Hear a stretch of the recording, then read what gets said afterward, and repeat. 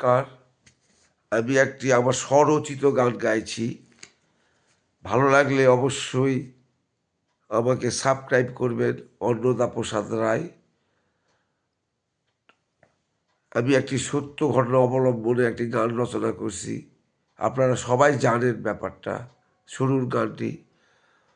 হো রতন টাটা কত জনে কত কি দিল, মৃত্যুকালের একজনারও দেখা না পাইল। ও রতন টাটা কত জনে কত কি দিল, মৃত্যুকালে একজনারও দেখা না পাইল। ও টাটার সঙ্গের সাথী, ও টাটার সঙ্গের সাথী কেউ হলো না রে।